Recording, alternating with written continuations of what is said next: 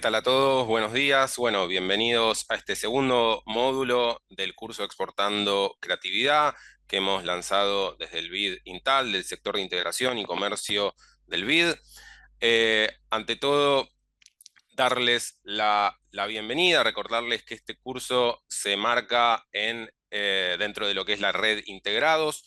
Esta red, como decíamos en el primer módulo, digamos, que incluye a más de 1.900 jóvenes de toda América Latina y el Caribe, involucrados y o interesados en los temas de la Agenda Amplia de Integración y Comercio Regional. Algunos avisos antes de comenzar. Recuerden, por favor, el tema nos han consultado por la credencial del curso. El curso ofrece una credencial oficial del BID para todos aquellos que completen al menos que tengan al menos el 75% de asistencia, esto es 3 de los 4 encuentros. También recordarles que tienen debajo el chat para realizar las consultas a los speakers que tendremos en el día de hoy. Y recordarles también, esto también nos han consultado por el material, las presentaciones, vamos a difundirlas una vez terminado el curso. Por último, también recordarles que este curso cuenta con interpretación simultánea, tienen el icono debajo para elegir el idioma, tanto inglés como español.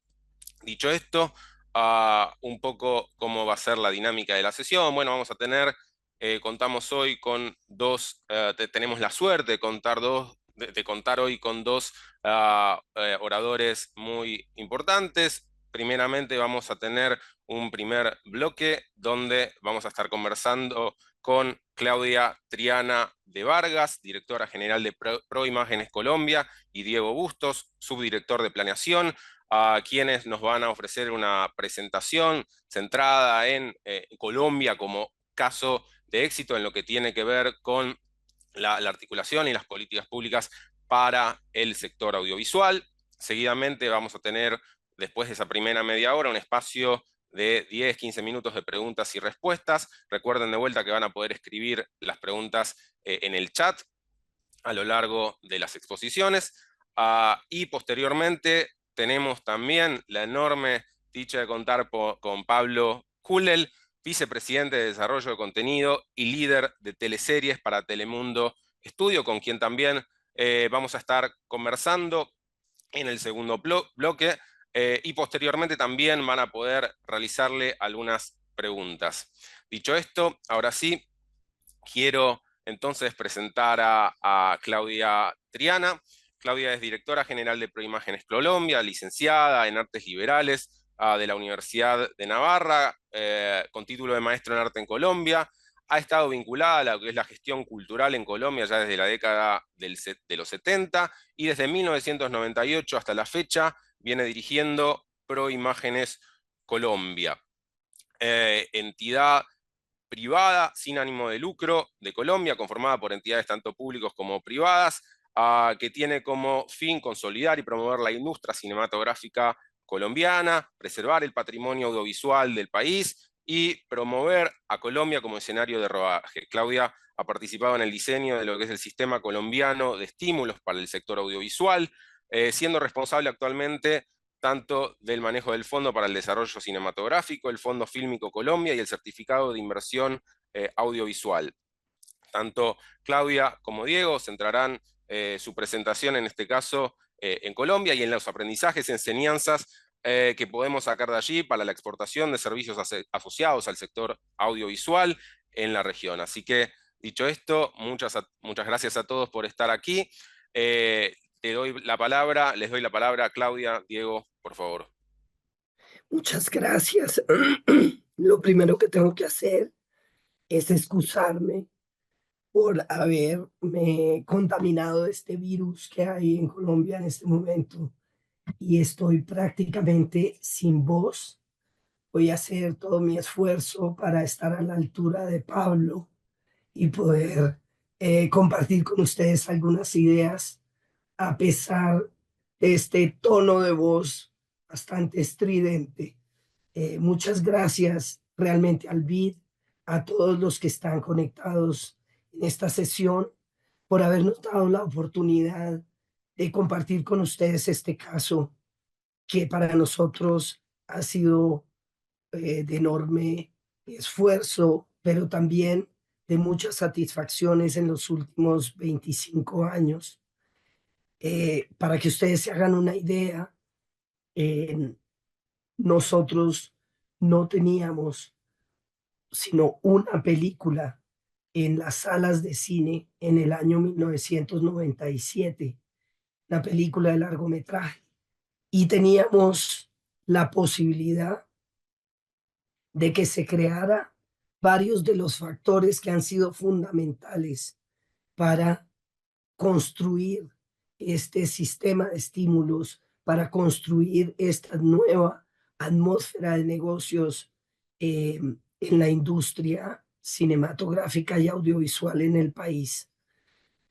En primer lugar, en el año 97 se crea la ley de cultura, y al crearse la ley de cultura, que después vamos a ver en mayor detalle, pues se crea un elemento fundamental para apoyar a la creación, a los creadores, a las narrativas nacionales, y es la institucionalidad. Se crea el Ministerio de Cultura, que a pesar de que García Márquez estaba muy en contra de que se creara en el gobierno del presidente Samper, eh, se crea el Ministerio de Cultura, y en esa misma ley se crea otra institución, que es la que acabas de mencionar, Eliel, que es Proimágenes Colombia. Se crea como una entidad sin ánimo de lucro, de participación mixta, pero realmente como una mesa de concertación para que no solamente los exhibidores, distribuidores, productores, realizadores se sienten en la misma, en el mismo recinto y en la misma institución, con el Ministerio de Cultura, el Ministerio de Educación, el Ministerio de las Comunicaciones, inclusive la Autoridad de Impuestos y Aduanas Nacionales, eh, porque recordemos que en ese momento, en el año 97, 98, pues se hacía todavía cine en, eh, en 35 milímetros, en película virgen, que teníamos que importar al país, y no teníamos laboratorios cinematográficos, y por lo tanto teníamos que exportar ese material rodado para que fuese revelado en otros países del mundo y volverlo a traer al país.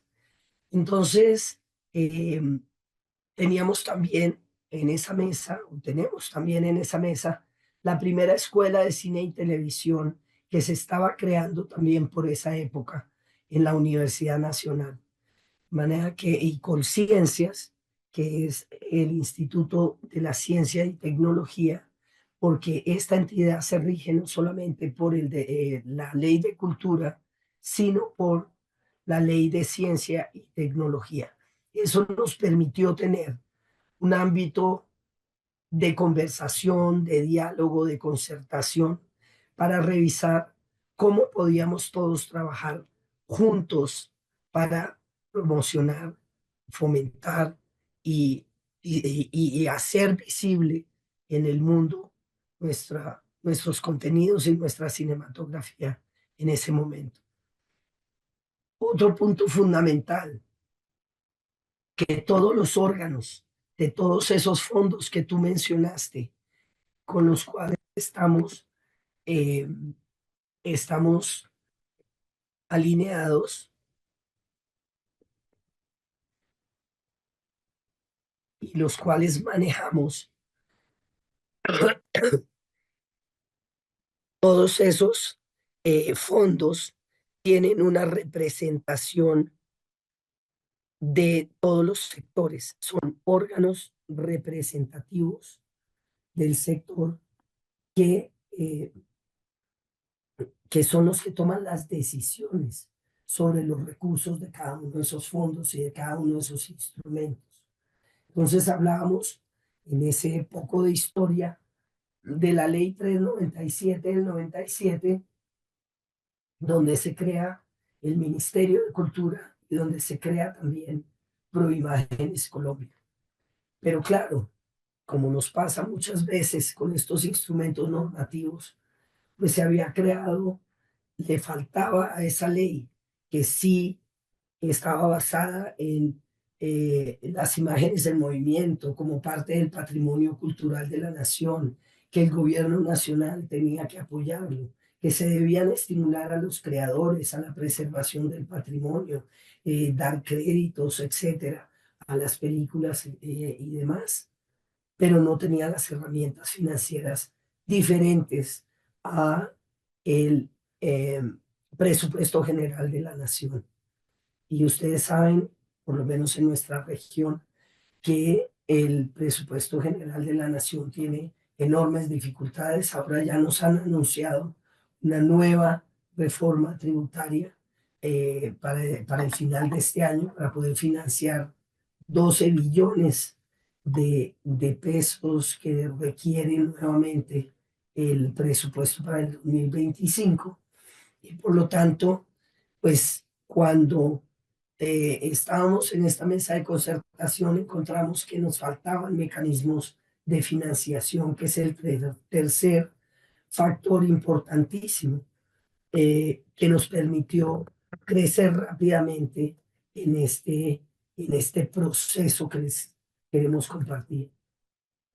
Es cuando decidimos entre todos que había que hacer una nueva ley que complementara esa ley de cultura, que pudiera ofrecer unos mecanismos que ya habíamos identificado como buenas prácticas en otros países, como referencia obviamente Francia, pero también teníamos al Brasil, que en el año 93 había hecho una ley muy exitosa, y queríamos ver cómo nosotros también logramos apropiarnos de algunos mecanismos. Y así fue como, a partir de la ley 814 de 2003, que fuimos todos en bloque a defender desde Proimágenes Colombia, desde todos los jugadores públicos y privados en el gobierno nacional, logramos sacar la ley en el 2003 y empezarla a implementar en el 2004.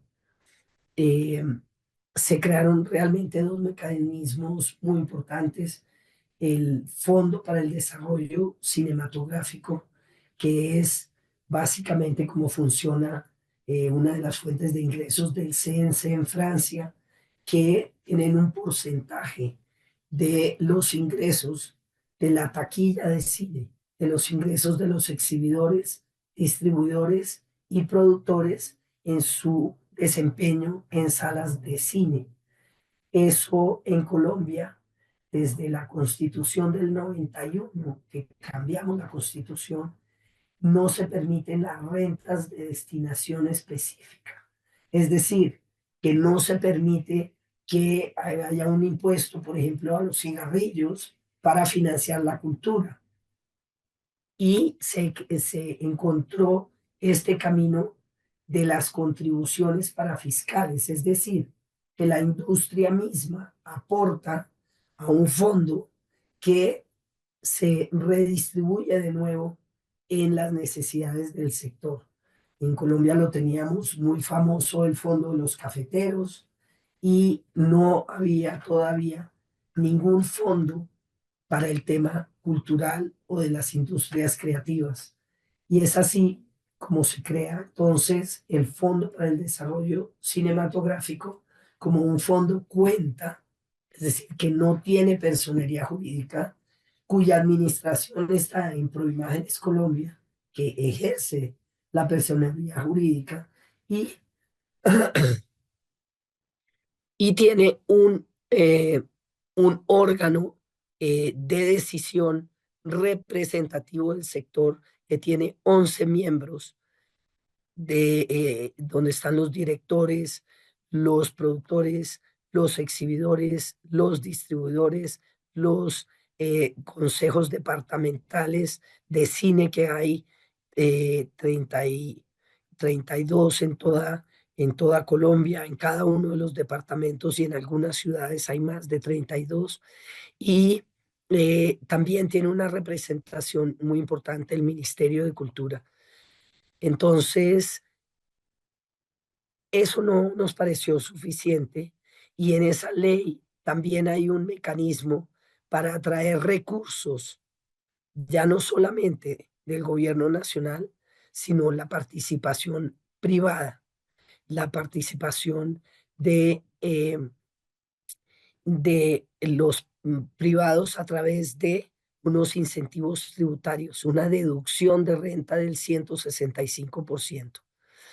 Eh, con estos dos mecanismos logramos conseguir una parte importante de la financiación que ha transformado este periodo donde una generación de cineastas ha podido hacer más de 5 películas en sus carreras, donde hemos logrado ponernos en el mapa de los festivales nacionales e internacionales y donde además hemos logrado entender que teníamos que hacer eh, otra modificación a nuestras leyes para dar otros frentes de trabajo a esas productoras que ya se estaban construyendo desde hacer cine local. Y es cuando aparece la ley 1556 de 2012, donde se crea el Fondo Fílmico Colombia, que es básicamente también tomando como referencia toda la experiencia de Canadá, del mundo entero, que tiene 92 por lo menos lugares donde tienen estímulos tributarios para los proyectos internacionales que vienen a filmar al país y luego lo complementamos en el 2020, justo en el momento de la pandemia, eh, con otro estímulo vía impuestos que nos ha dejado un impacto muy importante en el país, un gasto de por lo menos 2.2 billones de pesos y ahora se los traduce en dólares, Diego, con mejor voz que yo, pero quería darles este primer panorama de cómo fuimos construyendo y de nuevo entre todos esta ley, este grupo de leyes que se fueron complementando, obviamente, con el riesgo y el talento nacional que le apostó a trabajar de la mano con el gobierno nacional, con una voluntad política que traspasó pues 4 presidentes, 2 de ellos que se reeligieron en su mandato, 13 ministros de cultura, 9 directores de cinematografía, pero siempre Proimágenes estuvo en el centro, garantizando que todos estos estímulos y estas conquistas eh, continuaran en el tiempo. Eso es fundamental. La permanencia en el tiempo de una apuesta por tener unas narrativas propias en Colombia. Yo quiero que tal vez den el video que les da una idea de por qué este estudio del BID y Netflix que hicieron en el año 2022 ya decía que Colombia se pintaba como uno de los lugares que iba a tener una potencia audiovisual.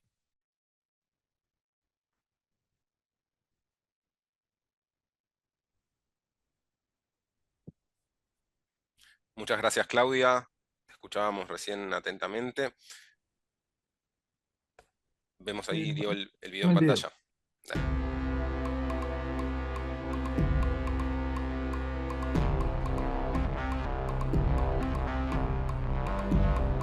We wanted to make it in a place as magical as Colombia, and it's delivering. Obviously, the locations are amazing. I mean, we shot in the Congress. That was amazing. It was beautiful, and they bent over backwards to help us out. Geográficamente es tan grande y es tan rico que sí pueden encontrar todo lo que están buscando en sus historias. This unique opportunity to double for many South American countries. Like I'm driving through this and it's like French countryside in Colombia, but in the paintings of a long time ago. Have more projects around here, you know, it's like a dream.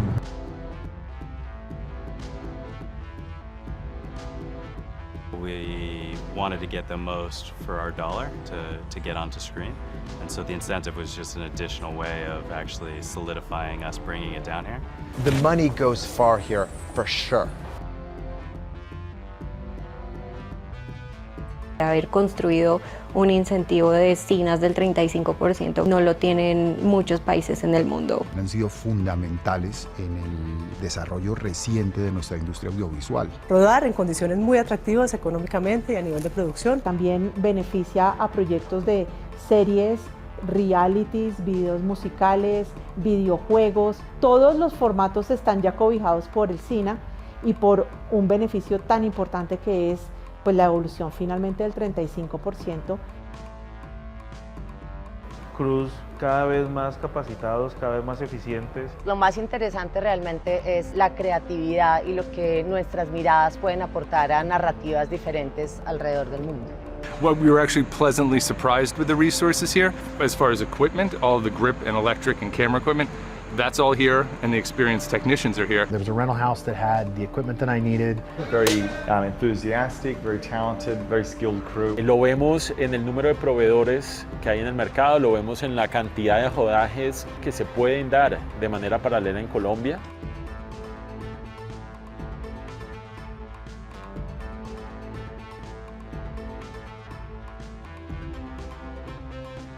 The Colombian Film Commission, the support and the feeling of foundation of the Film Commission is incredibly important for all filmmakers, and of course all over the world this is true, but it feels very successful here. Nuestro trabajo en la Comisión Fílmica Nacional es atender las producciones internacionales que llegan al país. Para que encuentren los talentos nacionales, los servicios de producción necesarios. El trabajo constante de un mismo equipo con una estrategia y un foco durante muchos años ha fortalecido muchísimo la industria. It's like clockwork, it's like a well-oiled machine.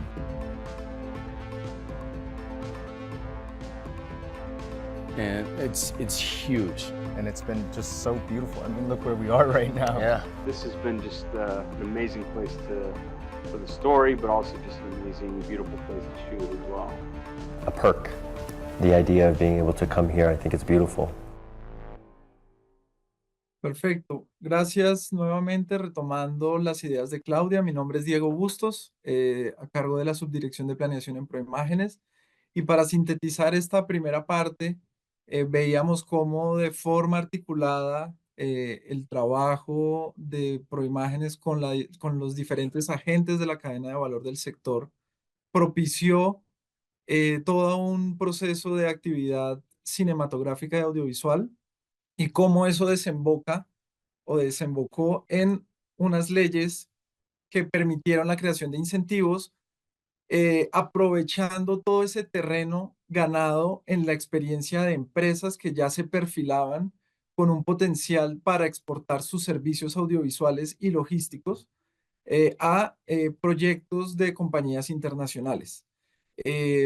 No quisiera detenerme mucho por acá, pero sí dejar unas ideas clave muy claras cuando mencionábamos que cuando se crea el Ministerio de Cultura y Proimágenes Colombia, en salas de cine teníamos una película estrenada colombiana.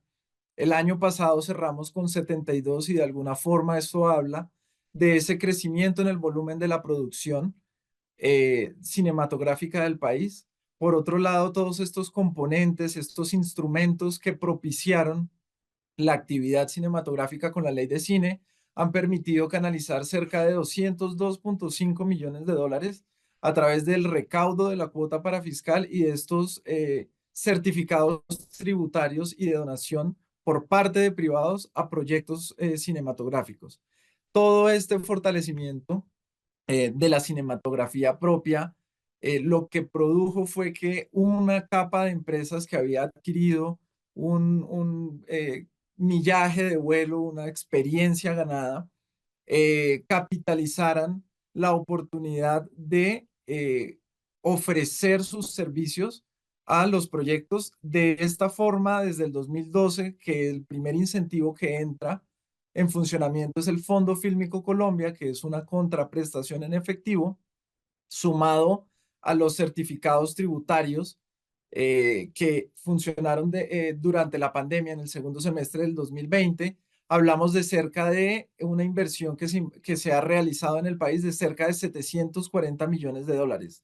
Quiere decir que tenemos empresas en el país que han entendido, se han diferenciado unas de otras para ofrecer unos servicios en función de las necesidades de contenidos de agentes internacionales. Acá hemos tenido una diversidad y una variedad de proyectos que van desde los largometrajes, series, realities. Tenemos un videojuego y ahí estamos también haciendo una apuesta y aprendiendo.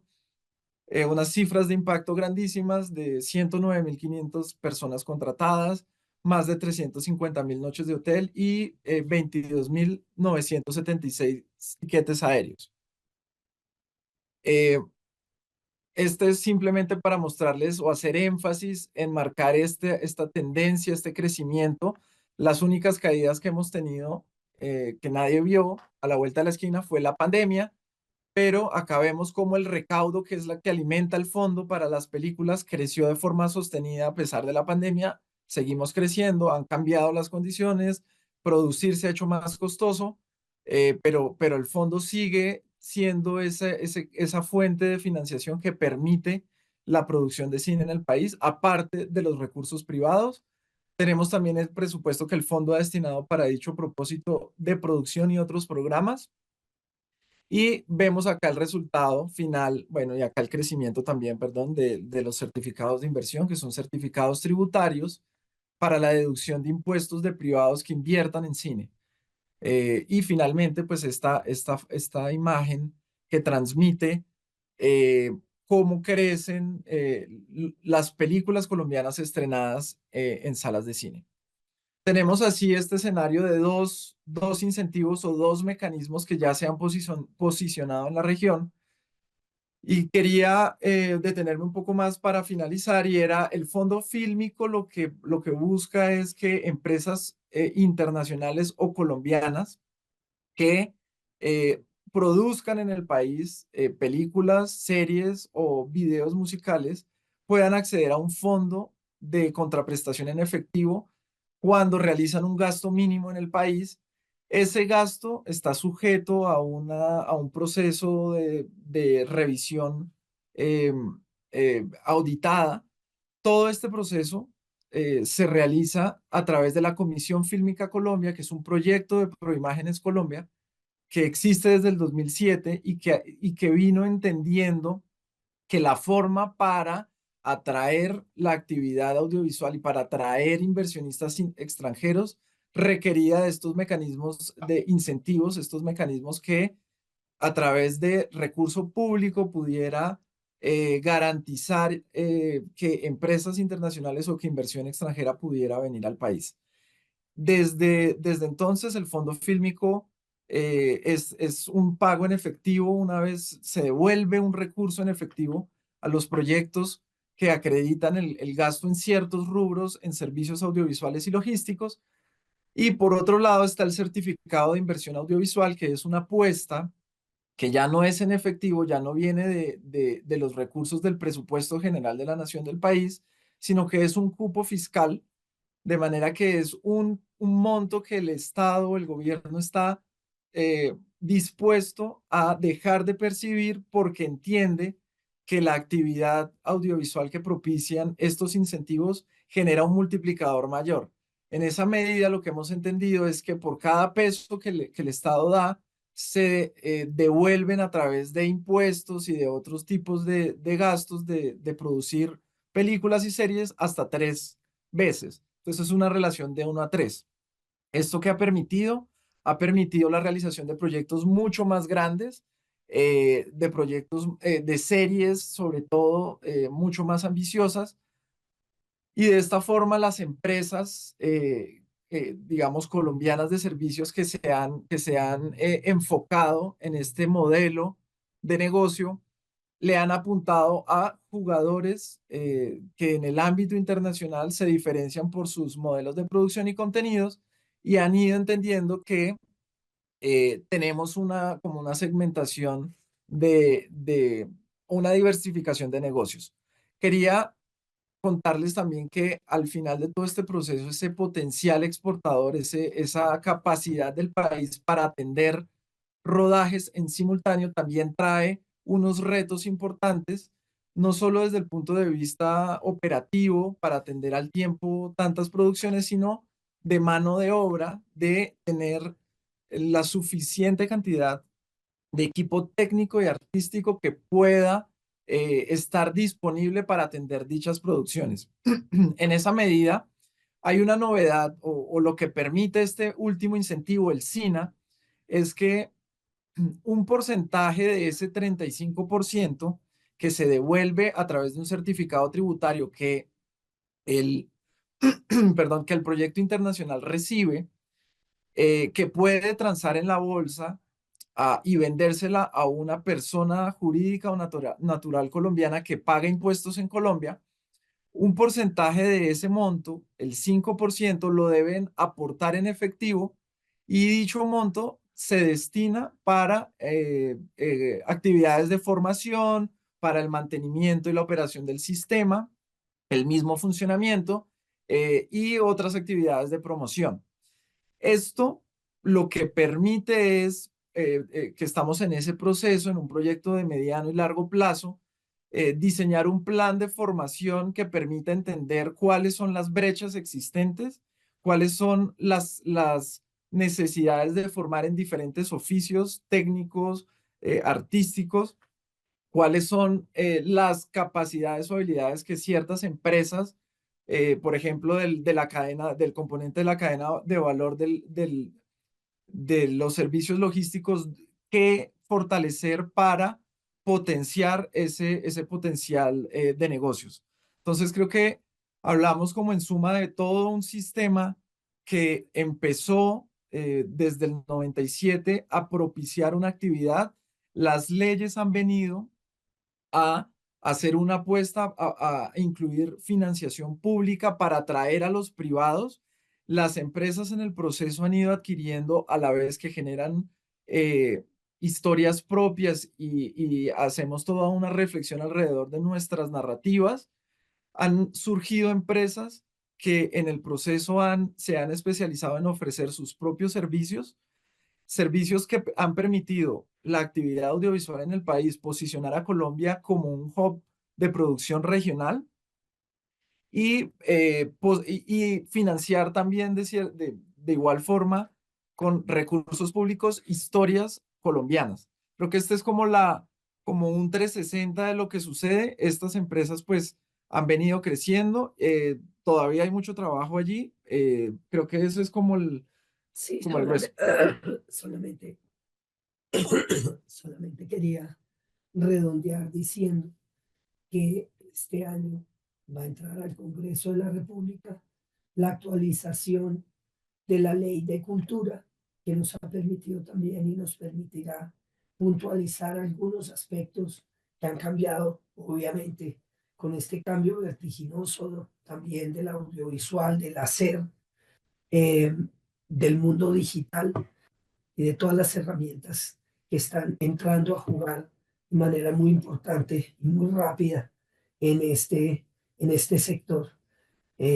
Esta es Proimágenes y trabajamos, como les digo, canalizando recursos de diferentes fondos y diferentes mecanismos que se han creado a lo largo de estos 25 años y que pues tenemos una buena experiencia de trabajar de la mano del gobierno nacional, con todos los órganos de control, porque todo lo que manejamos son recursos públicos, pero sin embargo contratamos por el derecho privado y tenemos una interlocución técnica y de conocimiento como comisión fílmica y como interlocutores del audiovisual en el país.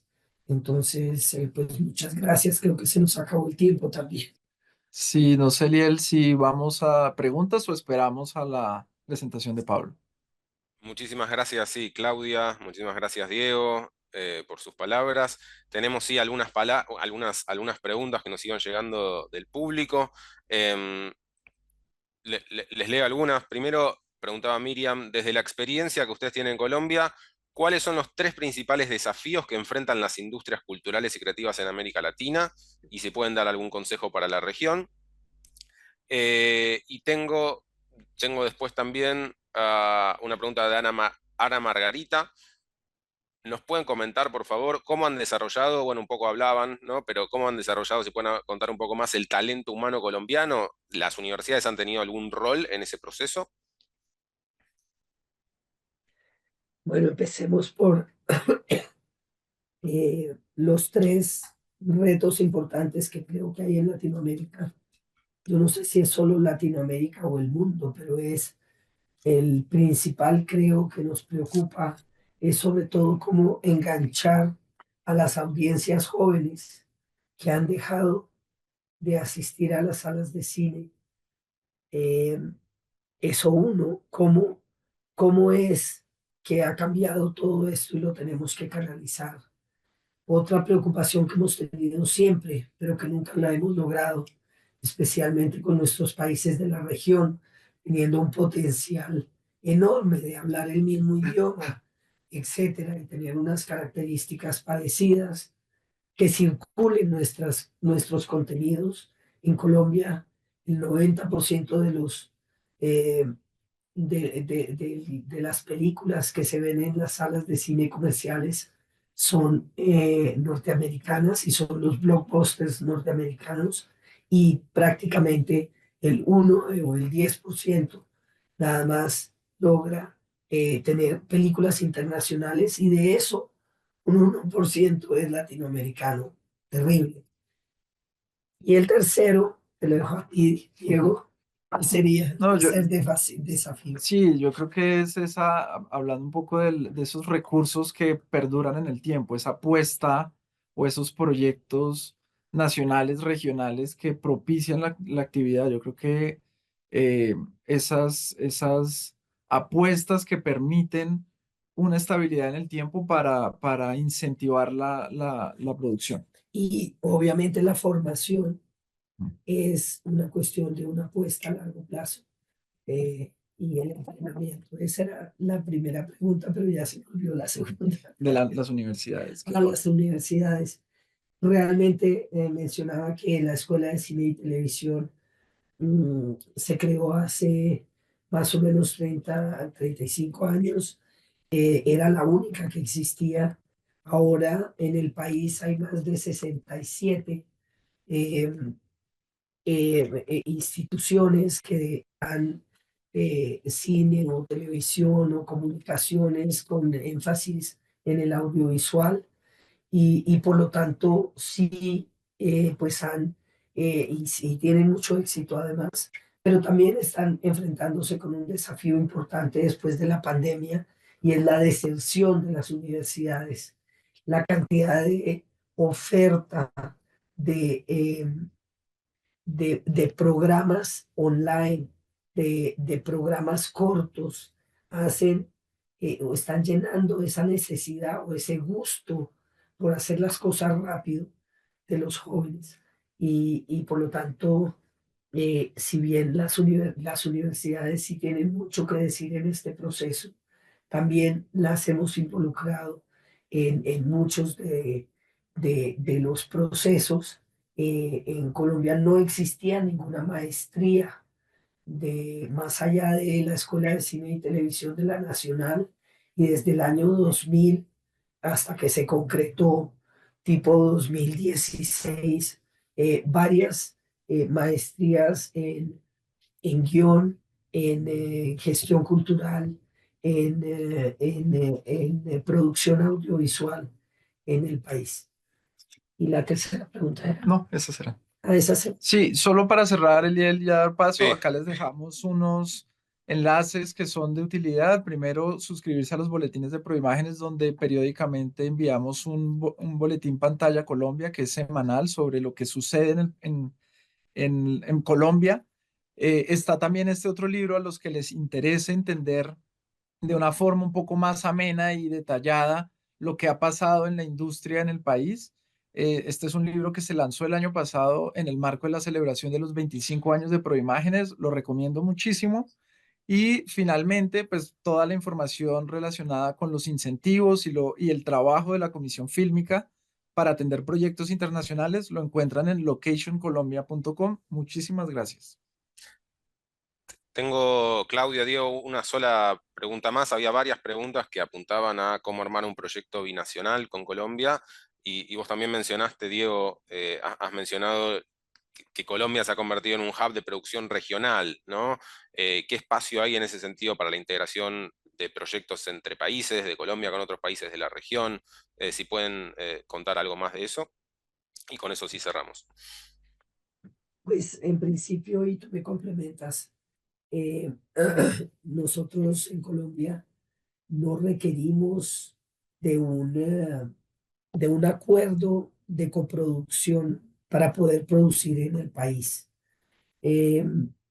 Solamente con el 20% de del, digamos, del dinero y con unos valores artísticos y técnicos, depende de qué tipo de película es, si es una ficción, si es un documental, si es una animación, eh, puede hacer una coproducción con colombianos. Por eso nos hemos esforzado muchísimo en tratar de poner juntos a los productores colombianos con otros productores de otros países, porque son ellos los que orquestan y sacan adelante los proyectos conjuntamente, y son ellos los que tienen que identificar cuáles son esos valores artísticos y técnicos que tienen sentido, bueno, y en la historia, que tienen sentido para hacer una coproducción. Somos muy amigos de las coproducciones. Yo diría que prácticamente todas las últimas películas que se han hecho en Colombia son coproducciones regionales o con jugadores europeos, sobre todo. Sí, para cerrar, la importancia también de ese componente de promocionar, esos eventos de promoción donde usualmente se encuentran los productores, no sé, el AFM en Los Ángeles, el Bogotá Audiovisual Market en Colombia, durante julio. En fin, ese tipo de encuentros que permiten el relacionamiento para entender qué potencial habría o qué podría suceder también es fundamental. Así lo he entendido por imágenes y propicia este tipo de encuentros para lograr potenciar estos proyectos y negocios. Bueno, ahora sí, muchísimas gracias, Claudia. Muchas gracias, Diego, por estar aquí. Ahora sí, dicho esto, vamos a iniciar la conversación con Pablo Kulel. Bueno, qué decir de Pablo, muchos aquí lo conocen bien. Para quienes no lo conozcan, Pablo tiene más de 30 años de trayectoria produciendo ficción, viene como saben, del sector privado. Es licenciado en periodismo y analista de medios de comunicación social por la USAL. Inició en los 90 su carrera como productor ejecutivo del Canal 13 de Buenos Aires. Entre el 2002 y el 2005 se desempeñó también como productor general y creativo de Ideas del Sur, donde realizó varios programas muy conocidos, entre ellos Tumberos, Los Roldán, programas que obtuvieron más de 30 premios nacionales e internacionales, tales como el Martín Fierro, que es aquí en Argentina el premio más importante.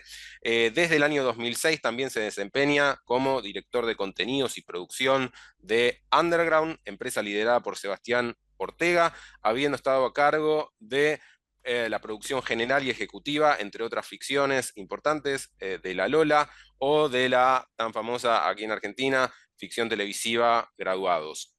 Ha formado parte también de la Academy of TV Arts and Sciences de los International Emmy Awards. Fue productor ejecutivo de varios éxitos recientes, como Un gallo para Esculapio y El Marginal. Es además, bueno, profesor y ha incursionado también en teatro, y desde 2019, ya con Underground formando parte de NBC Universal, Telemundo Studios, se desempeña como vicepresidente de desarrollo de contenidos y líder de teleseries para Telemundos. Así que dicho esto, bueno, bienvenido, muchísimas gracias, Pablo, es un honor para nosotros que puedas estar aquí. Bueno, gracias Eliel, un saludo a todos los participantes de esta charla. Bueno, ante todo quería saludar a Claudia y a Diego, que fue muy interesante toda su alocución y la importancia, ¿no?, de las políticas públicas y de fomento en las diferentes regiones de Latinoamérica. Bueno, Colombia es, como bien han explicado ellos, un caso muy exitoso y para tener muy en cuenta porque lamentablemente no sucede en todas partes. Así que bueno, fue muy interesante escucharlos y vuelvo a agradecer la invitación. Muchas gracias, Pablo. Bueno, para comenzar esta conversación, digo, dentro del público hay mucha gente que viene de la industria y del sector audiovisual, pero para aquellos que no lo sean, quería que arranquemos un poco hablando y que nos cuentes muy brevemente cuál es el rol de un productor general y si podés describir también un poco cuáles son los distintos tipos de perfiles de personas, trabajadores, empresas que intervienen en la elaboración y producción de contenido audiovisual.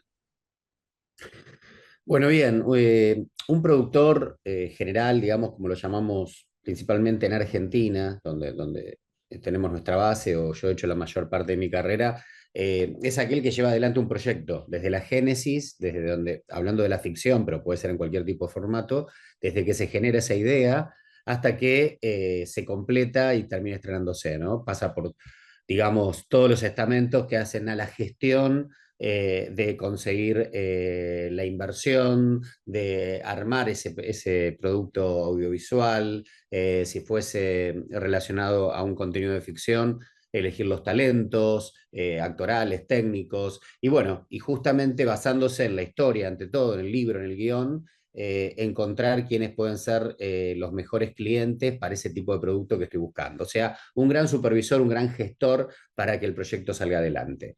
Y después, por supuesto, hay distintos estamentos dentro de la producción en general, ¿no? Pero por lo general está el productor ejecutivo, que es el que lleva y comanda ese trabajo general. En cuanto a los distintos tipos de profesionales, bueno, hoy día te diría que en casi todos los países del mundo es una profesión que requiere de formación, ante todo, más allá de que durante muchos años la gente se fue haciendo en el medio, con el tiempo se fue especializando y bueno, y existen carreras universitarias y terciarias donde se estudia desde de diseño de imágenes, sonido, realización cinematográfica o televisiva, ciencias de la comunicación social, o sea, depende justamente lo que cada persona sienta que es su fuerte o es su vocación, bueno, están las distintas disciplinas. Pero para trabajar en producción, digamos que existen las carreras específicas de producción audiovisual, así que bueno, digamos que ese sería un poco por donde habría que focalizar si uno quiere entrar en este medio hoy día, más allá que, como dije antes, creo que un productor es alguien muy integral, que requiere de conocimiento de todo, ¿no?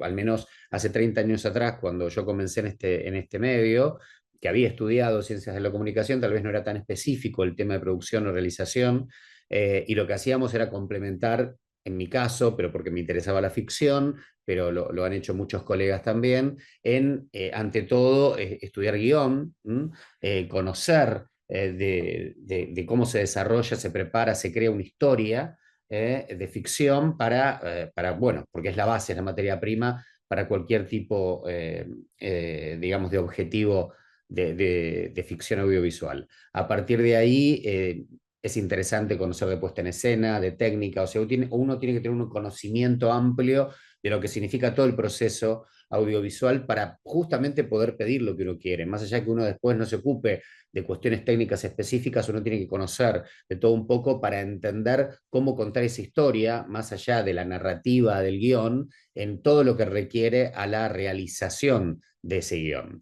También es muy importante conocer de actores, conocer de dirección de actores. Así que creo que la integralidad de un productor es muy importante en esta carrera, ¿no?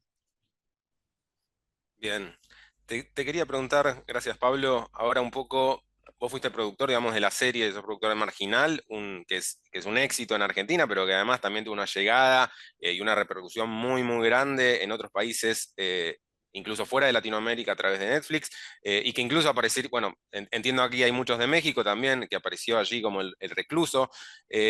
¿podrías contarnos un poco en este sentido cómo fue ese trayecto que tuvo la serie desde su concepción hacia su internacionalización y el éxito bueno, que terminó teniendo?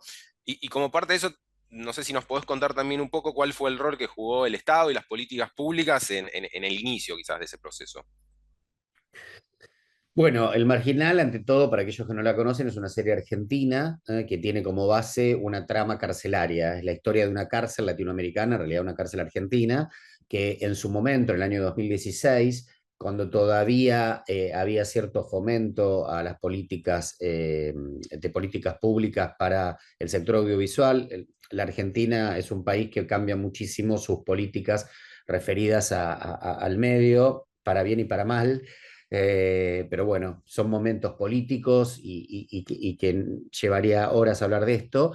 Pero bueno, en ese momento la televisión pública contaba con un presupuesto para ficción y contrató a diferentes productoras para realizar justamente ficciones lo más populares posibles para captar mayor audiencia del público que veía en todo el país ese canal, un canal abierto,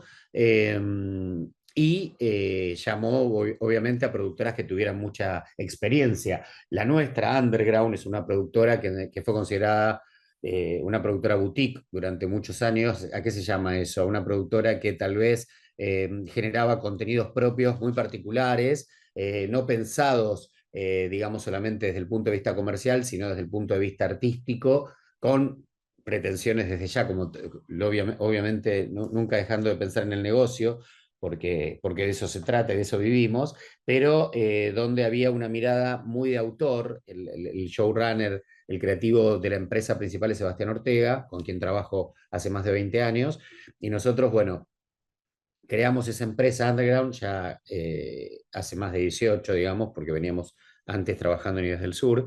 Y bueno, siempre hubo una mirada muy particular de los proyectos, ¿no? De la concepción y de, más allá de entretener al público y de brindar productos de calidad, también generar producciones y ficciones que tuvieran alto contenido de impacto en la opinión pública para que generar discusión social, para que se pudiera, digamos, polemizar o cuestionar determinadas situaciones, formas de vivir, etcétera, que ayudaban a que la serie fuera más vista, pero al mismo tiempo a dejar algo en la sociedad que no fuera el mero entretenimiento.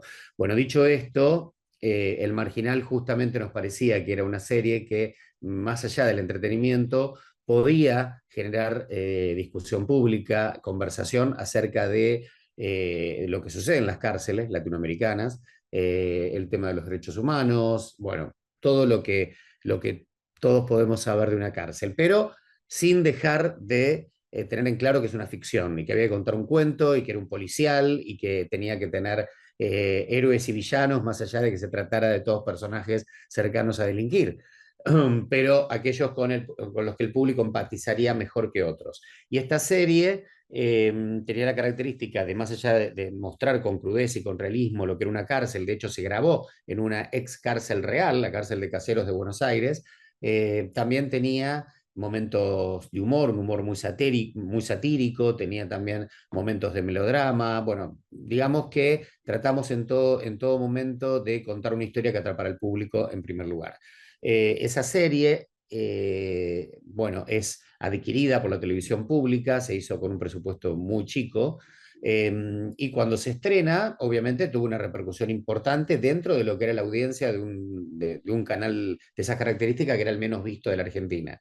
Al poco tiempo, dada la fuerza que igual tenía, y la crítica, y habiendo ganado un premio internacional en Europa, en el Festival Series Manías, donde el presidente del jurado era nada menos que el creador de Los Sopranos, y entre la argumentación justamente que hizo de la serie era lo interesante de ver una cárcel latinoamericana, algo tal vez exótico para la mirada norteamericana o europea, pero con realismo, con crudeza, pero con un nivel de humor satírico, irónico, que hacía que se haga más llevadero contar una historia tan oscura, ¿no? Bueno, un poco como, de algún modo, y salvando las distancias, era Los Soprano. Ahí fue que pone los ojos una distribuidora internacional, que se asocia a la televisión pública para tratar de vender el producto, y el producto es adquirido por Netflix. Estoy hablando del año 2017, 2016-2017. Bueno, cuando Netflix la estrena, nosotros pensamos en una serie que empezaba y terminaba, lo que se dice serie limitada, o una miniserie de 3 episodios, no para tener una continuidad.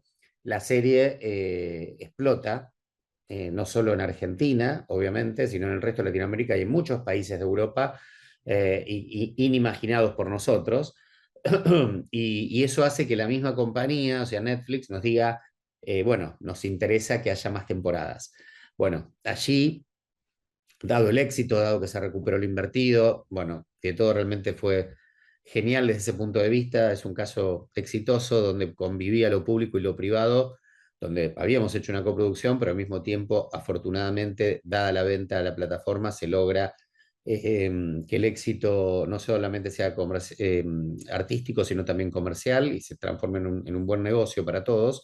La televisión pública, que ya había cambiado digamos, de administración gubernamental, porque había otro gobierno, otra ideología y demás, dice vamos a seguir con esta serie, y sigue produciéndola para las temporadas 2 y 3. Bueno, ahí desde lo creativo tuvimos que hacer un cambio bastante importante porque la serie tenía un final y bueno, tuvimos que volver para atrás creativamente y contamos lo que se llamaría una precuela que pasaba antes en esa cárcel. Eso también generó muchísima repercusión y bueno, la serie que siguió creciendo, creciendo y creciendo. De algún modo el Marginal nos abrió las puertas del mundo, de la visibilidad, e hizo que una compañía como NBC, Telemundo, ponga los ojos en una empresa del sur del mundo, como es Argentina, como es Buenos Aires, y como era Underground, y nos adquirió unos meses antes de la pandemia.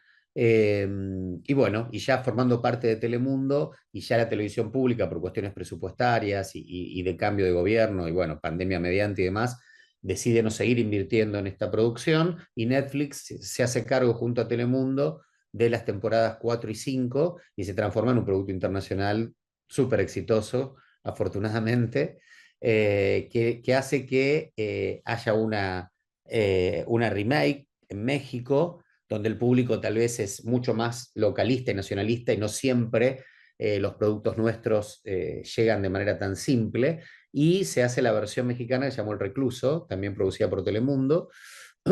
Y hoy día Netflix nos pidió, una vez que habíamos cumplido ya las 5 temporadas de esta serie, que es una cárcel de hombres, El Marginal, cuando ya Sebastián Ortega como showrunner y el equipo sentimos que había cumplido su ciclo después de 5 temporadas, nos pidió la versión femenina de esta cárcel.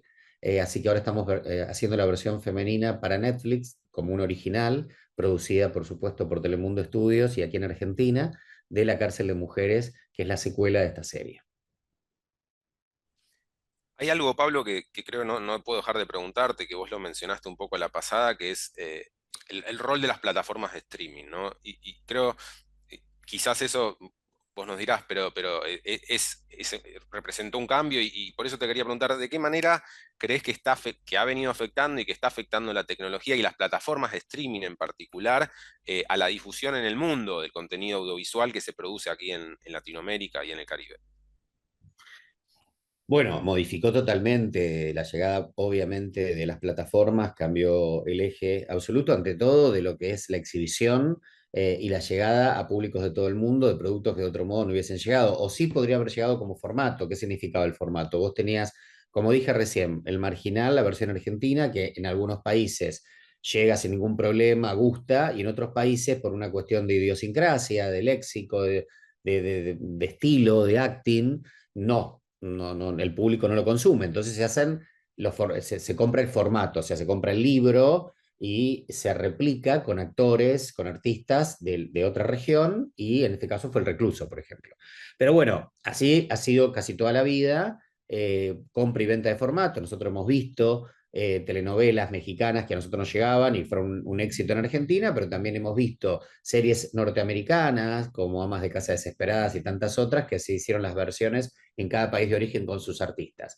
Eso ha existido siempre, pero tal vez lo que no sucedía era esto de que en una misma plataforma suban producciones latinoamericanas, norteamericanas, europeas, turcas, coreanas, y tengan un éxito enorme que en otro momento nadie lo hubiese pensado, y eso hace bueno, a justamente cómo el público hoy consume las producciones más allá del país de origen, porque simplemente le cambia el idioma. Si quiere escucharla en otro idioma, está doblada. Si quiere leerla subtitulada, también tiene esa posibilidad.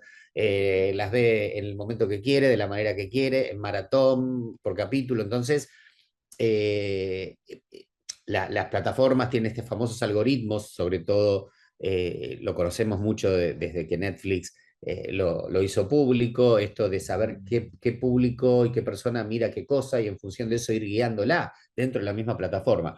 Entonces, la difusión, la vidriera que ha tenido ha sido enorme. También es real que en la mayoría de los países, los públicos, ante todo, más allá de los grandes tanques y los grandes artistas de todo el mundo, y sobre todo de lo que es la potencia mundial en entretenimiento, Estados Unidos, lógicamente, con los grandes tanques y con sus grandes artistas de Hollywood, hablo de cine y hablo también de series, dejando de lado ese caso que todos conocemos y es así, el público por lo general elige ver sus propias producciones. Sobre todo esto se ve en las plataformas, cuando muchas veces decimos qué pasaba con el cine, que tal vez se hacían muchas películas en un país, pero después el público acompañaba muy pocas, y la mayoría de esas películas estaban destinadas al fracaso, lamentablemente, porque la gente tenía que pagar la entrada, ir al cine, no todo era lo mismo. Hoy en las plataformas, películas que tal vez no funcionaban o no han sido un éxito, terminaron siendo un éxito enorme,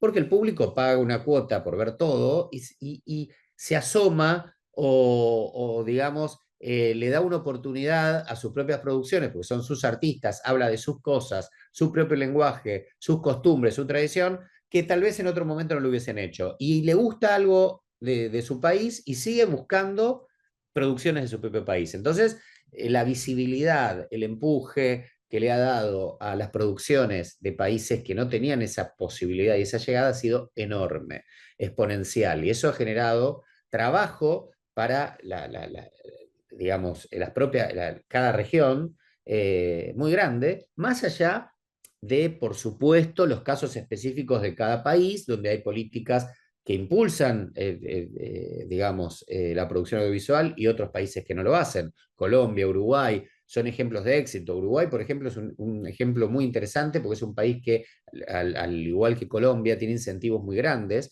para la producción audiovisual, para que vayan a filmar allí, cada uno con políticas diferentes, pero lo tienen. Y Uruguay no es un país que produce, digamos, contenidos propios. No tiene tantos contenidos, tiene menos habitantes, tiene tal vez grandes artistas y grandes técnicos, pero no tiene una tradición de tener series uruguayas o producciones uruguayas. Sin embargo, se transformó en un centro de producción donde van todos a filmar allí, porque tiene todas las comodidades, tiene todas las posibilidades, y ha generado una escuela, digamos, propia, donde en estos últimos años han surgido un montón de técnicos y demás. Y muchas producciones argentinas, dado que Argentina lamentablemente no tiene políticas públicas de incentivo hoy día, se van a Uruguay.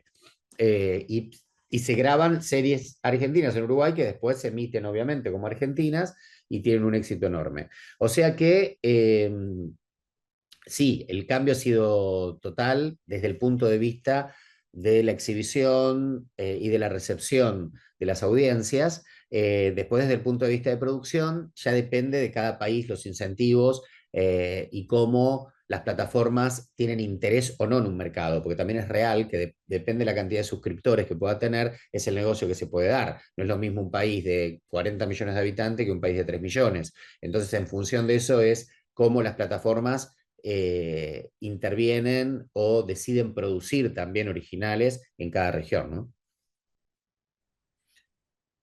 Bien, muchas gracias, Pablo. Te quería preguntar, porque dentro del público también tenemos algunos, digamos, tenemos un público muy diverso, pero hay también algunos productores, y alguno también apuntaba a esta pregunta. Quiero decir, en función de tu experiencia, ¿qué le dirías a aquel que está buscando hoy vender una serie o un show para TV a otro país de la región, o inclusive a Estados Unidos, Europa u otro destino? Digo, ¿qué demanda hoy el mercado internacional hoy en día? Si es que demanda algo. Mira, yo te diría que siempre, esa es la gran pregunta que todos nos hacemos todo el tiempo y todos los que estamos en este medio, ¿no? ¿Qué tenemos que hacer para generar negocios? En este punto es muy cambiante, porque digamos, cada búsqueda que pueda hacer una plataforma hoy puede ser vieja dentro de un mes. Entonces te dicen, bueno, estamos buscando true crimes o thrillers juveniles o ficciones eróticas, porque tal vez funcionaron esas, pero en el momento que vos las vendés, hasta que se producen y hasta que salen, pasó un año o más, porque es mucho el tiempo de producción, de negociación y demás, y ya dejó de interesar. Y también porque cambian las miradas que se tienen. En un momento se hacían bueno, hubo un momento bisagra que fue la pandemia, donde las plataformas vieron que lógicamente el público estaba ahí, quería ver, estaba todo el día en su casa y quería ver ficción o todo tipo de contenido, y lógicamente se quedó prácticamente sin producciones porque pusieron todo lo que tenían. Entonces ni bien se levantaron las restricciones, empezó a grabar lo que fuera, hagamos. Y bueno, y hubo como una burbuja que terminó estallando y lógicamente hubo que dar marcha atrás y ordenar un poco la cosa. Y ahí se pensó, bueno, hagamos todo tipo de contenido porque el público quiere ver de todo. Y después se empezaron a dar cuenta que en realidad el público ante todo quiere ver sus historias que lo representen, que lo identifiquen. Entonces, por lo general, y que cada país hiciera eso era importante porque el público no iba a buscar a actores solamente hablando en neutro para que se entienda en toda Latinoamérica. No, el público quiere ver cosas reales o que se identifique de manera directa y no viendo a un actor haciendo de otro que vive en otro lado por el solo hecho del negocio. Digamos, hablando así en genérico para que se entienda lo que quiero decir. Entonces se empezó a hablar más que el local global, eso de yo genero un producto que sea para todo el mundo. No, busco un producto que sea exitoso en el país de origen de aquellos que lo están creando, que lo están escribiendo, que lo están produciendo. Si eso funciona bien en el país de origen, seguramente va a funcionar bien en otras partes del mundo, o no, pero vos te asegurás un mercado especial que la plataforma necesita, ¿no? ¿Quiere captar un público joven en Argentina? Bueno, hagamos una serie para el público joven argentino. Si después eso funciona fuera de las fronteras, mejor, ¿no? Y ahí es un poco lo que pasó justamente con El Marginal. Se hizo una serie para acá y tenía algo en el lenguaje. Lógicamente que acá después sí, si uno se pone a analizar el contenido, dice, bueno, a ver, siempre es interesante que más allá de que vos le hables a un público determinado y un público objetivo, tengas una matriz universal, o sea, que esa historia pueda ser entendida en otras partes del mundo, que se cuente una historia que vos la puedas entender, no que todo lo que esa historia está presentando sea aceptada en todas partes del mundo, porque cada uno, las distintas regiones y demás, tienen su cultura, sus leyes, sus costumbres, pero es genuino lo que sucede. Entonces uno lo puede entender y puede decir, bueno, a mí no me pasa eso, acá no pasa eso, pero puedo entender lo que les pasa a ellos, ¿no? Entonces, el local para local, digamos que es importante. Obviamente que hoy todo se globalizó mucho. Yo, de hecho, estoy perteneciendo a una compañía norteamericana que obviamente nos ocupamos de hacer series para Latinoamérica y para las plataformas, y tenemos la base en Argentina. Tenemos producciones para Argentina como tenemos producciones internacionales, pero ese es un rol más abarcativo hoy día, donde trabajamos con profesionales de todas partes del mundo, cada uno tiene su función y uno tiene una experiencia que hace que uno pueda mirar de manera un poco más global, pero cuando uno quiere productos para México, busca gente mexicana o gente que conozca realmente al público mexicano y lo hace con talentos mexicanos, ¿no? Más allá de la visión del negocio. Pero yo creo que hoy hay una apertura muy grande, no solamente se buscan, por supuesto, los grandes jugadores de esta industria tratan de achicar riesgo porque la plata no sobra, los suscriptores tampoco. Entonces, por lo general buscan empresas con espalda que le garanticen que las producciones van a llegar a buen puerto, pero también es real que buscan autores directamente, porque lo más importante siguen siendo las ideas, los contenidos, y a esos autores se los contrata con un proyecto en particular y después se pone una casa productora, depende del país de origen o lo que sea, y se va armando entre varios la producción en específico. Muy interesante lo que marcás, pues teníamos justamente algunas preguntas que apuntaban a cómo se debe, o si se debe, digamos, de alguna manera adaptar o readaptar el contenido cuando se exporta un contenido y demás al exterior. Así que se puede adaptar desde ya, porque obviamente puede ser que una historia, es el ejemplo que yo di recién del Marginal. Ya hablo de esto porque venimos hablando de esto para no abrir más, y que es un producto bastante conocido.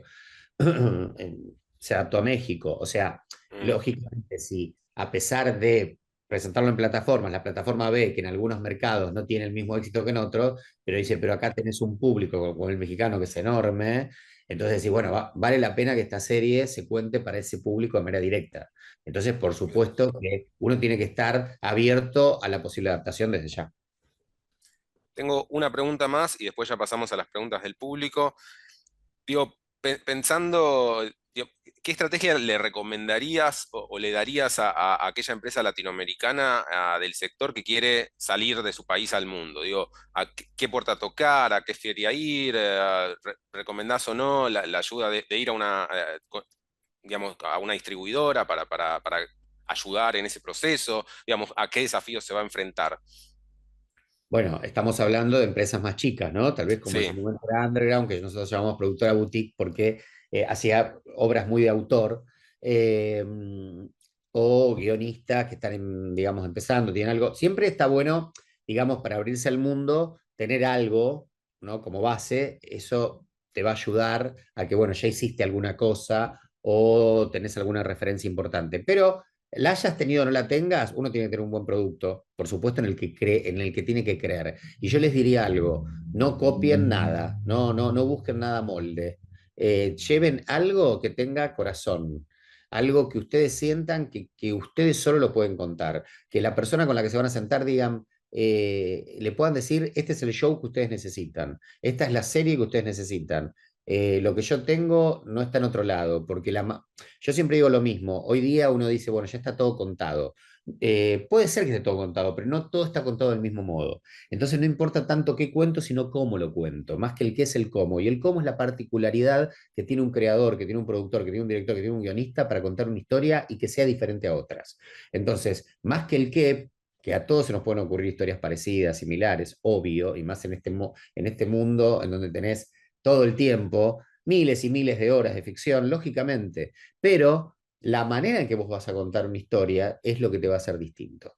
Por supuesto que si a eso vos lo acompañás de un artista importante que cree en tu historia y vos lo llevás pegado, tachado, decís, bueno, mira, estoy con tal actriz o con tal actor que le interesa, tengo una carta de intención de que este guión, que tiene esta particularidad, que puede ser de cualquier tipo de género, pero puede tener la oportunidad de que tal vez está tocando una temática de hoy que llama la atención en cualquier parte del mundo porque está muy en boga, o porque uno siente que tiene un lenguaje moderno, o porque es polémico, o lo que sea, pero ante todo tiene que tener una narrativa que sea entendible en el país de origen y también, como bien dije, una matriz universal que pueda ser adaptable.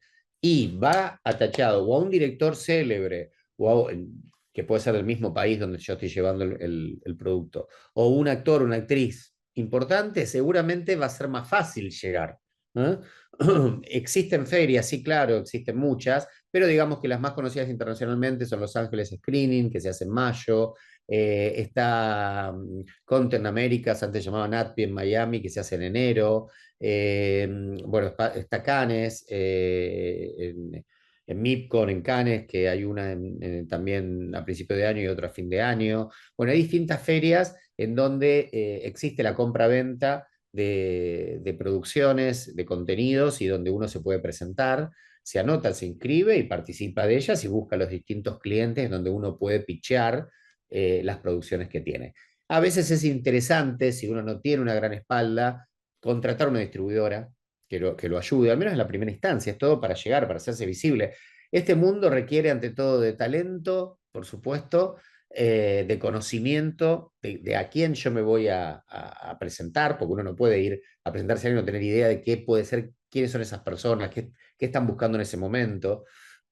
Y también de vínculos, ¿no? De ver, bueno, cómo yo me vinculo con uno con otro para que me apoyen en este proyecto, para ir de la mano. Creo que no hay una manera, no hay una manera, pero lo que no hay que quedarse con los brazos cruzados y decir yo no voy a poder, porque se puede, por supuesto, si uno tiene el talento y cree en lo que va a presentar. Teníamos una pregunta acá de Nicolás López, entiendo del gobierno de aquí de la provincia de San Luis de Argentina. Nos decía, quiero consultarte puntualmente por cómo comenzar desde una provincia, en este caso un estado, en este caso San Luis de Argentina, desde las políticas públicas, cómo hacer que la provincia se convierta en un player importante de la producción de contenidos. ¿En qué harías foco teniendo 4 años para desarrollar alguna estrategia integral? Si le puedes Bueno, tirar algunos tips. sí, yo recuerdo que San Luis en un momento fue un polo de atracción audiovisual, después hubo distintos cuestionamientos que hacen a cuestiones políticas de una mirada o del otro lado, que como dije antes, no vale decirlo aquí o ponerse a hablar de eso aquí, pero sí es importante el fomento y las políticas públicas cuando las cosas están dentro del marco de la ley, hechas de manera idónea, con ética. Pero lo que yo te diría es que, mira, el caso de Turquía es maravilloso. Turquía, gracias a las telenovelas, no diría que solo gracias a las telenovelas, sino al fomento que se le dio a la industria audiovisual, en donde el gobierno, el Estado, potenció el turismo, o sea, presentó ese país desde el punto de vista de lo exótico que podía ser para el resto del mundo, en su idiosincrasia, en sus costumbres, en sus bellezas naturales y demás, con las telenovelas, con el melodrama clásico. La telenovela es el género que más viaja en el mundo, ¿no? Desde siempre. El melodrama y la telenovela es un género que no hay con qué darle. En todas partes del mundo siempre es exitoso. Y entonces ellos utilizaron su talento para el melodrama desde las costumbres de ellos. Nos pueden gustar más, menos, pero bueno, son sus costumbres, su idiosincrasia. Estamos hablando acá del hecho artístico, no de otras cuestiones. Y potenciaron presentar a Turquía como un gran escenario. Y ese mix que se dio entre turismo, audiovisual y políticas de Estado hicieron que Turquía creciera exponencialmente en turismo, justamente, que entraran divisas al país, no solamente la venta audiovisual, sino que la gente diga, quiero conocer ese país porque me interesa su cultura, me gusta sus maravillas naturales, y realmente generar un negocio enorme que hoy se terminó, no te digo que se terminó comiendo a México, porque son muy diferentes, pero de algún modo se transformaron en grandes líderes desde el audiovisual. Entonces yo digo, una provincia argentina con la belleza de las provincias argentinas, como tiene San Luis, bueno, empezar a hacer algo así, en donde, digamos, se potencie la parte turística con el Estado, con las políticas audiovisuales y generar fomento. Fomento significa darle herramientas a los productores, a las plataformas, decir, vengan a grabar acá, que ustedes van a tener exenciones impositivas, ustedes traigan trabajo y nosotros los vamos a gratificar de algún modo. Bueno, es en 1 más 1, 2, ¿no? Un poco lo que contaba Claudia y Diego de lo que hacen en Colombia o lo que está haciendo en Uruguay. La gente se cruza a Uruguay a grabar porque acá no tenemos esos incentivos, lamentablemente. Bueno, la ciudad de Buenos Aires está intentando hacerlo de algún modo, pero no es tan fuerte como lo que pasa en otras partes. ¿Por qué? A ver, me alegro, hoy yo represento una empresa internacional y que es norteamericana, y todos son escenarios y, y todo es potencialmente interesante, pero vos, ahora estamos hablando de nuestro país, de Argentina y de San Luis, una provincia hermosa, entonces digo, bueno, hay que, ante todo te diría, sentarse con los colombianos, con los uruguayos, que te cuenten bien lo que han hecho y qué se puede hacer dentro porque San Luis pertenece a un país, entonces dentro de lo que se puede hacer en tu provincia, como en algún momento se intentó hacer, cómo fomentar esa provincia para que sea un escenario para que a los productores les interese ir a filmar allí. Teníamos una pregunta por acá que, digo, que marca un poco el cambio de contexto, si es que hay alguno desde la primera temporada del Marginal hasta hoy. Digo, ¿cómo encaran hoy el desafío de producir digamos, la nueva etapa del Marginal? ¿Qué cosas nuevas en el negocio se tienen en cuenta hoy o tenés en cuenta que no tenías en cuenta en ese momento o a partir de la experiencia de las temporadas previas? Bueno, en principio, digamos, la secuela del Marginal pasó a ser un original de Netflix. O sea, ya Netflix, al saber el éxito que tiene la serie, en principio te da 2 temporadas juntas. Grabamos 2 temporadas y no una. Ya ahí hay como decir, confío en vos, anda para adelante, y es mucho mejor porque genera más trabajo, más tiempo de producción, y hay un presupuesto más importante, porque, bueno, obviamente la serie requiere, digamos, desde lo visual, desde lo narrativo, desde el tipo de talento que se busca, una mayor dimensión desde todo punto de vista. O sea que lo bueno es que uno nunca tiene el éxito ganado, nunca se sabe si algo va a ser exitoso o no, pero uno puede anticipar que tal vez, teniendo en cuenta algunos factores, hay más posibilidades de tener éxito. Lo que yo digo, achicar riesgo, ¿no? Desde todo punto de vista. Uno está como un poco más cubierto. Pero bueno, te dan un presupuesto más holgado, tal vez te dan la chance de decir en vez de una temporada son 2. Ese tipo de cosas a uno le dan una tranquilidad como productor cuando sale a trabajar. Después, desde el punto de vista del contenido en sí mismo, es un desafío todo el tiempo, ¿no? No es que hay algo, sí, por supuesto que está la experiencia en cada cosa que uno hace, no solamente con esta serie en sí, con todo, que uno va cambiando el lenguaje. Por supuesto que hay hoy día una paciencia del espectador mucho menor a la que tenía antes. Hoy te da muchos menos minutos, te diría segundos, para que vos lo impactes de entrada, porque tiene tanta oferta que no se toma el tiempo. Hablo del público en general. Por supuesto que siempre va a haber un público más exquisito, que busca otros tiempos, el que busca el cine artístico. Eso está maravilloso y está buenísimo que pase. Pero si hablamos de las grandes producciones comerciales, los tanques, para mainstream, digamos, para el gran público, uno tiene que tener en cuenta este tipo de cosas. Y los públicos más jóvenes, que hoy no miran como mirábamos los públicos adultos, una pieza audiovisual, y que se rigen por el TikTok prácticamente, que son segundos. Imagínate que no te van a estar esperando 5 minutos para que le cuentes una situación. Vos le tenés que poner, como decía Hitchcock, el MacGuffin, la bomba que explota abajo del asiento, en los primeros 10 segundos. El tipo se sienta, mete un bolsito y escuchás el TikTok, decís hay una bomba, metió una bomba. Ahí empieza la serie. Después volvé para atrás, qué pasó con este señor, dónde tenía el bolso. Pero vos ya, en los primeros 10 segundos, algo sucedió. Por eso lo que hoy se empezó a incorporar en la ficción audiovisual de las plataformas, te piden el teaser, lo que llama el teaser. Bueno, vendeme en 1 minuto, poneme algo que tal vez tenga que ver o no con lo que voy a contar, tendrá una relación, por supuesto, pero que enganche al público de entrada, que diga, me quedo. Porque vos, para poder enamorarte de una historia, de los personajes, generar empatía o lo que sea, necesitas un tiempo, lógico. Pero ¿qué tiempo vas a tener si para poder enamorarte no te vas a enamorar en 10 segundos? Pero si vos tenés un impacto visual que te atrapa, le da, bueno, me quedo 2 minutos más, a ver qué pasa con este tipo. Me cae bien, me cae mal, ¿qué va a hacer? Me quedo 10 minutos. Entonces tenés ganchos, digamos, de trama cada vez más acotados en el tiempo. Bueno, todas esas cosas sí han ido cambiando en la narrativa en función de los públicos, las audiencias, ¿no? Bien, teníamos una última pregunta y con esto sí ya cerramos.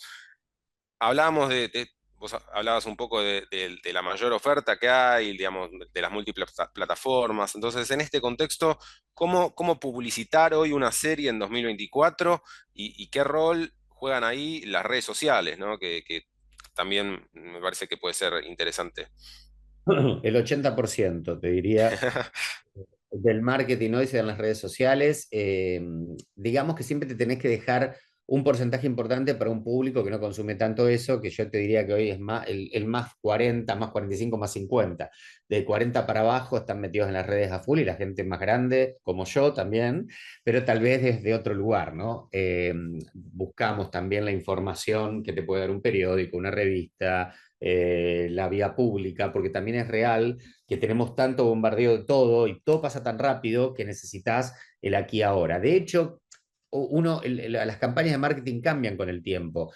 Antes estábamos muchos meses promocionando lo que se venía. Ahora tirás alguna pieza para que la gente diga, se está por hacer esto que yo, y en realidad es la semana anterior o las 2 semanas anteriores, te diría el día anterior y el mismo día, que se bombardea desde las redes de tal modo que digas, este es el evento del día. La gente es aquí y ahora, todo pasa, mañana ya todo es viejo.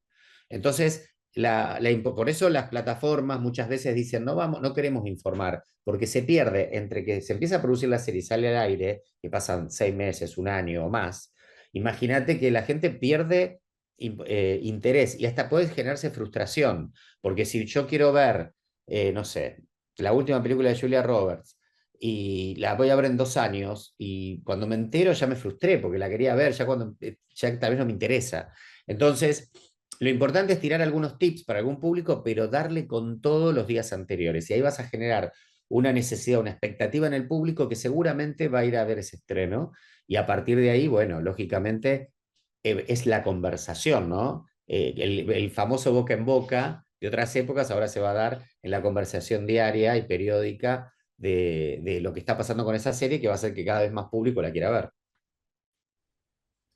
Bueno, nos quedaron algunas preguntas en el tintero, pero nos quedamos sin tiempo. La verdad, muchos agradecimientos veíamos ahí en el chat. Tuvimos más de 650, tenemos ahora más de 650 todavía conectados. Así que, primero que nada, Pablo, agradecerte muchísimo por haberte, digamos, hecho el tiempo para poder estar aquí con nosotros. Realmente es muy importante, creo que estuvo muy bueno y fue muy, muy constructivo. En ese sentido, de vuelta, agradecerte por estar aquí. Y bueno, y también obviamente a todos los que nos están viendo de toda Latinoamérica, de todo el Caribe también y de toda la región. Así que, ante todo, por eso, Pablo, muchas gracias a quienes nos ven del otro lado. Y bueno, aprovechar simplemente para cerrar, bueno, acá tenemos también a Claudia, a Diego también, muchísimas gracias por su exposición y por haber estado con nosotros. Veíamos ahí muchos agradecimientos de vuelta en los comentarios, así que de vuelta, gracias. Muchas gracias. Buenas tardes a todos. Buenas tardes. Les recuerdo a todos ahora sí que el próximo jueves tendremos el próximo encuentro del curso, el próximo módulo sobre el sector de videojuegos y sobre esports. Así que, bueno, los esperamos a todos el jueves próximo a las 10 de la mañana de Argentina, 9 de la mañana hora Washington, D.C. Así que, bueno, muchas gracias.